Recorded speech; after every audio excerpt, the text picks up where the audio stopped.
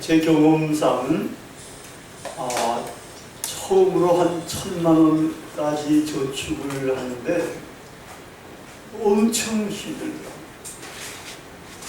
제가 독일 유학 갔다 와서 서울신학대학교 교수로 이제 임용이 된 겁니다. 그때도 교수가 되는 거는 하늘의 별 따기라고도 그랬는데 제가 막차로 이렇게 이제 오자마자 이제 교수가 된 겁니다. 이게 천연병이니까 봉급이 좀 적지 않겠어요? 근데 우리 애가 4명이지 않습니까? 그때 둘은 제가 데리고 한국에 나와 있고 이제 집사람하고 둘은 독일에 있거든요. 그 두 집 살림을 하면서 이걸 이제 생활해 가야 되니까 얼마나 힘들지 몰랐어요. 그 1,000만 원을 왜 저금을 했겠어요? 주택 청약 저축을 한다고 그거를 이제 모은 거예요. 근데 그 1,000만 원 모으는 게 얼마나 힘들었는지 모르겠어요. 근데 1,000만 원이 모이고 난 다음에 집사람들이 들어왔는데 그때 나가는 교회는 한국교회였는데 그때 회계 집사가 또 이제 그날 기도를 하는 거예요. 기도하는데 그 교회는 이제 건물 한 층을 빚을 주고 산 겁니다. 이 양반이 기도하는데 우리가 교회를 빚을 내고 사가지고 이 빚 갚기가 얼마나 어려운지 모르겠어요. 하나님 제발 이 어려운 이 십자가처럼 무거운 짐을 내려놓도록 우리를 도와주세요 하는 이런 기도를 하는 거예요. 이래가지고 그 기도가 제 귀에 들어와가지고 제 마음에 들어왔잖아요. 그래가지고 힘들게 한 1, 2년 모은 이 1,000만 원 이 청약저축 이걸 어떻게 해야 되느냐 말이야. 저렇게 성도들이 무겁다고 힘들다고 하나님께까지 이렇게 기도하는데 조금이라도 그 짐을 덜어주자고 그러면 집사람하고 상의를 할 수밖에 없잖아요. 해가지고 어떻게 했겠어요? 헌금을 했지요. 그러다가 조금이라도 성도들한테 이렇게 그래가지고 다시 또 모으느라고 힘은 더 들었지만 하여튼 간에 모으는 거 이게 참 어렵더라고요. 그 축적의 시간 그리고 축적의 길 이게 책으로 나온 겁니다. 서울공대 26명의 교수들이 2015년도 그 다음에 2017년도 이렇게 연이어 가지고 이 두 책을 출판해낸 거예요. 근데 그 책은 한국의 산업의 미래를 어떻게 하면 좋겠다 하는 이런 제안을 담은 교수들이 엮은 그런 책입니다. 이 책이 이제 문 대통령이 이제 축적의 길을 이걸 읽고 감명을 받아가지고 이게 아마 17년도인가 18년도인가 신년사에서 이거를 소개를 한 거예요. 그래가지고 이 책이 좀 더 유명해 그렇게 졌습니다. 우리 기업에게 주어진 시간 이것이 축적의 시간이라고 할 수가 있습니다. 근데 이 시간을 어떻게 사용하고 또 무엇을 축적할 것인가 이거를 다루는 책이 또 그 후속작 축적의 길이라는 책입니다. 근데 이 축적의 길도 갈래길처럼 두 가지 길로 나가시고 있다. 하나는 긍정적이고 좋은 축적의 길이 있다. 또 다른 하나는 부정적이고 나쁜 축적의 길이 있다는 거예요. 이 두 가지 길에서 당연히 어느 길로 가야 되는지는 우리는 알겠지만 사람들은 잘 모르니까 이런 길을 가는데 어느 길을 따라가느냐에 따라서 그 사람의 운명, 그 기업의 운명이 결정이 되게 된다는 거예요. 이 축적의 시간과 축적의 길은 이 기업, 심지어 국가의 정부뿐만 아니라 우리 개인들에게도 똑같이 적용이 될 수가 있습니다. 우리 개인들 어렸을 때부터 공부하기 시작해서 아마 직장에서 이제 직업을 가지고 돈을 벌고 생활도 하면서 그걸 축적하고 하는 이 전반기는 축적의 시간이라고 할 수가 있을 겁니다. 이런 축적의 시간에 이게 좋은 걸 축적하느냐 나쁜 걸 축적하느냐, 축적도 여러 가지 있지 않겠습니까? 지식도 있고 기술도 있고 경험도 있고 돈도 있고 뭐 여러 가지 것들을 축적을 하게 되는데, 이 축적의 시간에 좋은 걸 축적하지 않고 나쁜 걸 축적하면 이건 성공하지 않고 망하게 되는 거 아니겠습니까? 근데 보니까 아무리 머리가 뛰어나도 이 축적의 시간에 공부하지 않고 딴짓하면은 이거 망하는 걸로 나가는 거예요. 실패하는 길로 나가는 거예요. 공부하지 않고 어깨들하고 돌아다니면서 주먹이나 쓰고 말이에요. 어른 흉내낸다고 뭐 담배나 피고 그리고 또 이제 게임에 빠지거나 또 여자 공문이나 쫓아다니고 말이야. 이러다 보면은 이게 뭐 되겠어요? 이거는 긍정의 축적의 길을 가는 것이 아니라 부정의 축적의 길을 가는 거예요. 그래서 인생에서 실패하게 될 확률이 아주 큽니다. 제가 이제 신학교에서 가르칠 때에 여러 사람들이 와서 이제 배웠는데, 그 중에 보니까 광주에서 고등학교 교사를 하던 분이 회심을 해가지고 이제 신학을 공부를 하는 거예요. 나중에 목사까지 됐는데, 보충 수업을 또 저한테 와서 듣는 거예요. 들으면서 고맙다고 나중에 저한테 이제 식사를 대접하면서 이야기를 하더라고요. 근데 이거 이야기하는데, 자기는 이제 교사 생활하면서 학생들을 지도하고 상담하는데, 학생들을 이제 파악하기 위해서 자기는 그걸 주역을 공부를 많이 했다고 해요. 그 주역을 공부하고서 보니까 그 주역에 가르치는 것 가지고 대입해서 학생들을 이렇게 잘 파악하면은 그 미래가 거의 맞아떨어지는 것 같다라는 거예요. 그러면서 이제 한 사람 이야기를 예를 드는데, 자기가 이제 고1 담임이었는데 자기 반에 그 학교에서 머리가 최고로 좀 IQ 150이 되는 이런 애가 들어왔다는 거예요. 그래가지고 그 정도면은 얘가 공부를 해가지고 그러면 서울대 법대는 갈 수가 있다, 이렇게 이제 판단을 한 거예요.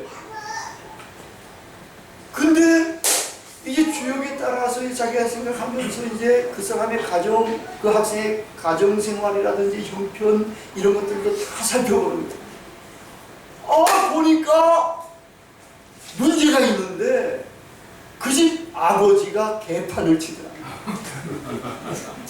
뭐 술도 마시지, 계집질도 하지, 뭐 여러 가지 한 거예요, 나쁜 짓을. 이야, 이래가지고는 얘가 제대로 되지 않겠구나. 이거 서울대학교 법대는커녕 광주에는 무슨 대학이 있어요? 조선대학이 있잖아요. 조선대학 법대 가기도 갈 수도 없겠구나, 이렇게 판단이 됩니다. 근데 결국은 이제 걔가 아버지 본을 받아가지고 뭐 학생 때 못할 일도 하고 또 계집 공문이나 쫓아다니고 이러고 공부를 이게 하나요? 축적을 공부를 해가지고 지식을 쌓아놔야지. 그래야지 뭐 그래도 대학을 갈 수 있는데 이래가지고 조선대학 법대도 못 가더라. 머리가 그렇게 좋아. 제가 뉴욕 때 조교를 있었어요. 군대 생활할 때. 저기 고산 뉴욕대, 고산 대학에 있는 뉴욕대인데 거기 있는데 어느 날은 난데없이 우리 고등학교 동창이 두 놈이 온 거예요. 얘네들이 경기고 나와가지고 서울, 다들 설마는 서울 공대까지 간 거예요. 그래서 서울 공대 실력이 있어야 가는 거 아니에요. 근데 공대에 가가지고 뭐 했겠어요? 얘네들이 트럼프 짓에 빠진 거야. 트럼프에 빠져가지고 돈 따먹기 하고 노는 거 하고 이러다가 보니까 학점을 못 받아가지고 한번 유급을 시킨 거예요. 근데 또 이제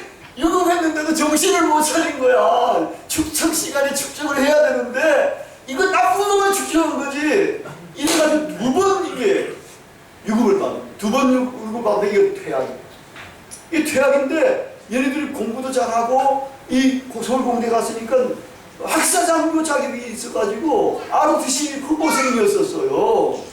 ROTC 후보생인데 여기 또 대학에서 퇴학을 맞으니까 ROTC 자격도 뺏겨가지고 병으로 돼가지고 우리 하사관 유격대에 훈련받으러 왔더라니까. 그래가지고 내가 훈련도 좀 쉽게 빼주기도 하긴 했지만 나중에 보니까 그 아이가 다 실패. 이게 축적의 시간에 축적을 긍정적인 걸 잘 해야지 긍정적인 걸 잘 하지 않고 부정적인 것 쪽으로 나가면 인생은 망하는 거로 나가게 됩니다. 여러분 오늘 읽은 이 시편 1편도 이걸 보면 두 가지 축적의 길이 나옵니다. 하나는 긍정적이고 복받는 축적의 길이고 다른 하나는 부정적이고 망하는 축적의 길입니다. 오늘 시편 1편은 복 있는 사람, 정말 성공적인 사람은 긍정적인 축적의 길을 가야 한다고 이렇게 선언을 하고 있습니다. 여러분 시편 1편은 사실은 굉장히 중요하다고 할 수 있습니다. 또 시편이라는 것 자체가 우리는 시편이 뭔가 이런 생각을 할 수 있지만 이게 대단한 하나님의 말씀이 함축이 되어 있는 엄청 중요한 이런 글이라고 할 수가 있어요. 여러분 시라는 게 뭐죠? 시를 한문으로 한번 생각해봐요.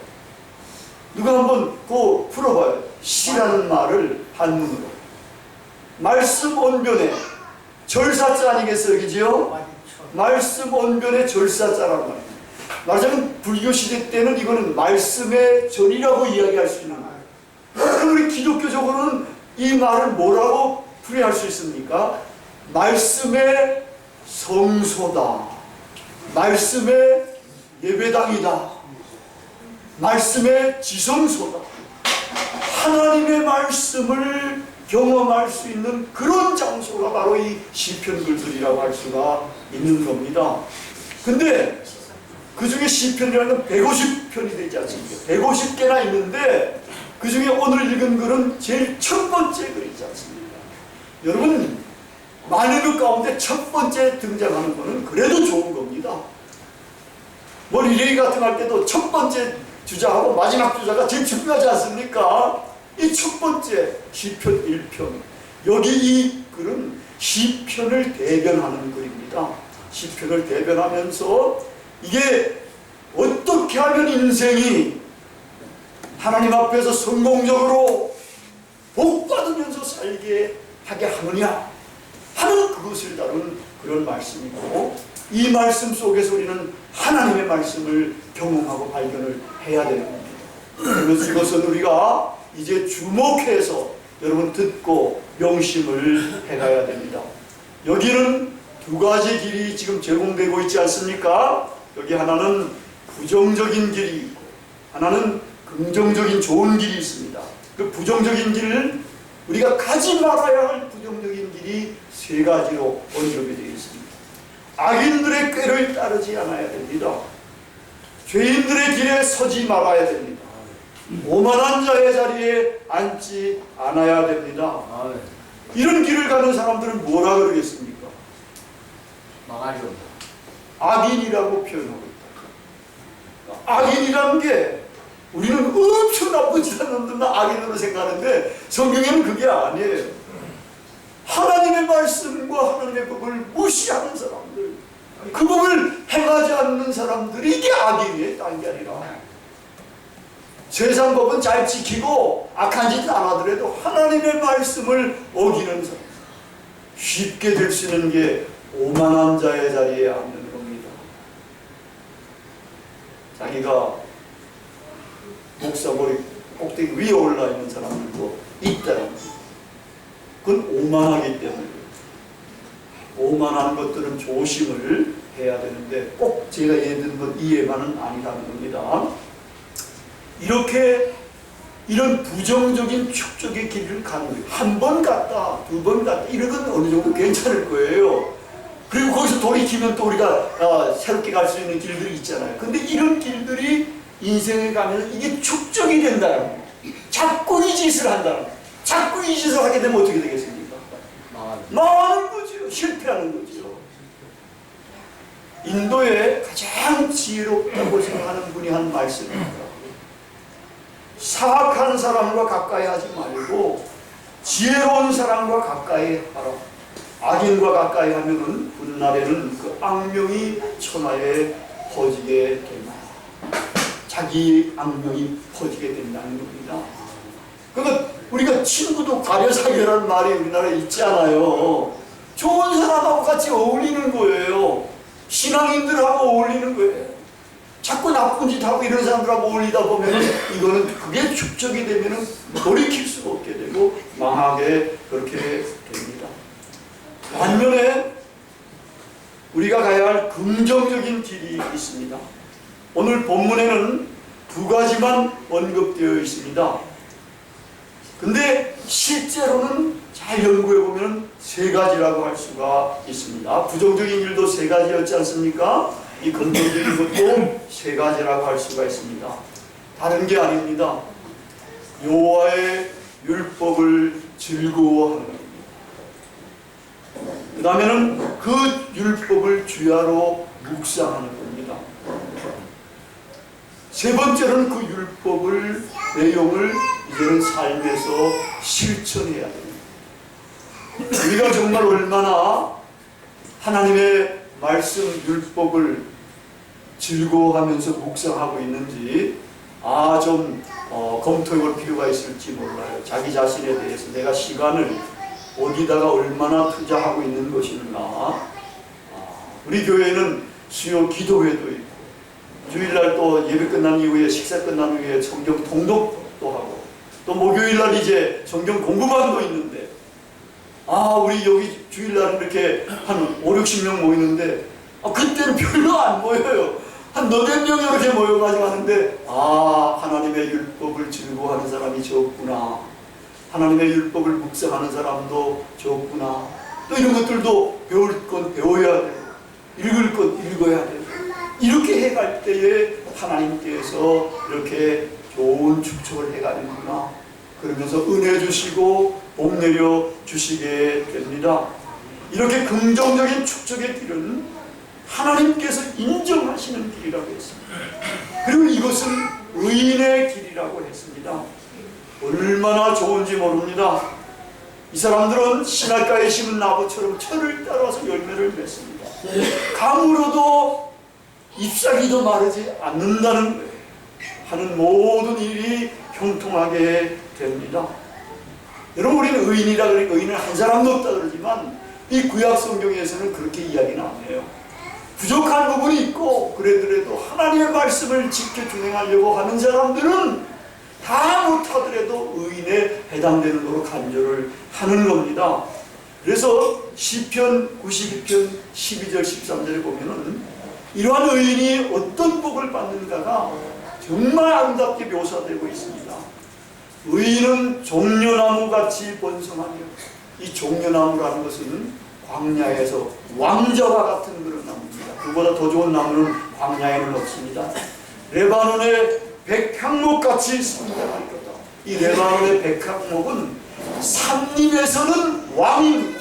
최고로 좋은 나무입니다. 이렇게 성장하게 된다는 거예요. 이는 여호와의 집에 심겨졌으며 우리 하나님의 뜰 안에서 번성하리라. 하나님의 궁정에 심겨진 나무가 됩니다. 말하자면 하나님의 집에서 우리는 하나님의 자녀가 되는 거나 마찬가지라는 겁니다. 하나님이 친히 지켜주시고 양육해주시고 보호해주시고 은혜로 인도해주시는 그런 삶을 살아갈 수가 있게 된다는 겁니다. 이 시편 92편 12절 13절 말씀을 가문으로 삼은 그 가족이 있다. 근데 이 가문이 대단한 가문이, 우리 서울신학대학의 교수 노릇을 해봐야 이제 그걸 알게 되는데, 이 가문의 할아버지 100년 전쯤에 살았던 분인데 이분은 우리 교단의 개별교단의 1호 목사 중에서도 1호, 게다가 우리 서울신학대학교의 교수를 여기고 있어요. 근데 그분 아들은 장로님이었는데, 이계무 장로. 이분은 지금 서울신학대학교의 그 부지를 아주 헐값으로 그냥 서울신학교에 이렇게 기부를 한 셈이나 마찬가지고, 거기다가 채플을 그냥 몇십억 들어가지고 채플까지 지어져서 몇십 년 동안 신학생들이 거기서 예배드리면서 은혜 받게끔 그렇게 해준 분입니다. 근데 그분의 손자가 이대범 집사인데, 이 양반은 300만 불의 사나이처럼 300만 불을, 그 땅은 있으니까 300만 불을 들여가지고 선교센터를 지어줬어요. 그러니까 예배를 드리게 하고 선교훈련을 받게 하고 하는 이 양대 훈련기관을 이분의 가문에서 만들어요. 그것도 돈이 굉장히 많이 이게 써서 이렇게 한 거 아니겠습니까? 하나님께서 그 가문을 이렇게 정말 귀하게 여기시면서 축복해 주시고, 또 그 가문을 통해서 많은 영광을 받으시게 된 겁니다. 미국에서 있었던 일입니다. 어느 청년 두 사람, 굉장히 친한 청년이었어요. 함께 자고 함께 먹고 함께 놀고 뭐 이런 친구였는데, 이 친구가 젊었을 때 좀 호랑방탕하기도 하고 이래가지고 술도 마시기도 하고 나쁜 짓도 하고 계집질도 하고 노름도 하고 뭐 이런 식으로 지냈던 이런 친구들이었어요. 어떤 주일 저녁에 이 두 친구가 또 이제 오늘은 우리가 이제 한잔 마시고 그 다음에 이제 도망가러 가자 뭐 이렇게 된 거예요. 이래가지고 이제 가는데 교회 옆을 지나가게 된 거예요. 그 미국 교회는 아마 이 게시판에, 밖에 게시판에다가 이 설교 제목을 써놓는가 봐요. 그 주일 설교, 오늘 주일 저녁 설교 제목이 써있는데, 가다 보니까 이게 죄의 삭슨 사망이니라 라는 이 제목이 그냥 딱 써있는 거예요. 둘이 봤는데 아마 그 중에 한 친구가 그걸 보고서는 기분이 굉장히 나빠진 거예요. 자기들이 지금 죄를 지어가고 있는데, 죄의 삭슨, 또 그동안 지어왔는데, 이 죄의 삭슨 뭐라고요? 사망이라 이러니까, 굉장히 기분 나빠가지고 완전히 갈망을 잃어버린 거야. 이래가지고, 난 안 간다. 난 돌아가야 돼. 이러는데 또 다른 친구는 거기서 돌아가게 하겠어요? 이거 가자. 여기까지 왔는데 가야지. 이렇게 막 거기서 잡아당기고 심각하게 안 갔다 이러다가 결국 거기서 이제 갈라진 거예요. 한 친구는 끝까지 간 거예요. 그날 계획대로 갔고, 다른 한 친구는 돌아서 가지고 이제 돌아오다가 어디로 갔겠어요? 교회로. 마침 그 죄의 삭은 사망이라는 말씀을 이제 설교 말씀을 들으면서 이 친구가 지었던 죄가 생각이 나고 거기서 죄를 회개하게 되고 눈물을 흘리게 되고 이러면서 거기서 정말 은혜를 받고 변화되어 가지고 새 사람이 됩니다. 이래 가지고 이제는 마음을 굳혀가지고 청년회 때니까 일들을 많이 할 수 있지 않았겠어요? 공부도 열심히 해요. 그래가지고 이제는 대학도 프리스턴 대학으로 갈 수 있게 이렇게 됐고, 이래가지고 정치계 쪽으로 이렇게 이제 공부도 하고 정치계 쪽으로 나가고, 그러니까 거의 30년이 지난 다음에는 이 양반이 뭐가 됐는가 하면 대통령에 당선이 된 거예요. 이 대통령에 당선돼가지고 취임을 하게 되니까 이 취임 기사가 신문에 그냥 쫙 나지 않겠어요? 신문에 쫙 났지요. 났는데 그때 어느 한 교도소에 죄수한 사람이 그 신문 기사를 보고 놀래면서 눈물을 펑펑 흘리기 시작합니다. 그러면서 이 친구 이거 나하고 굉장히 친한 친구였는데 30년 전에 나하고 갈라졌는데 그 이후로는 한 번도 못 만납니다. 근데 이 친구는 그때부터 이렇게 해가지고 대통령까지 됐는데 나는 이렇게 범죄 저질러가지고 구치소에서 이렇게 이제는 죽음을 기다리면서 살 수밖에 없게 되었구나. 얼마나 이게 통탄스러운 일이냐. 이러면서 눈물을 펑펑 흘리던 이 양반이 바로 클리브랜드 대통령이었습니다. 이제 우리 앞에도 이렇게 두 가지 축적의 길이 놓여져 있습니다. 하나는 성공과 영원한 생명을 축적하는 그런 길입니다. 다른 하나는 실패와 사망으로 가는 축적의 길이 됩니다. 우리는 하나님의 말씀을 즐거워 사랑하고 배우고 묵상 실천 이렇게 하면서 성공과 영생의 축적의 길을 가야 할 것입니다. 다 우리 길벗교회 식구들 한 사람도 빠짐없이 다 이런 긍정적인 축적의 길을 가는 아주 복받은 그런 분들이 다 되시길 진심으로 기원합니다. 기도하시겠습니다.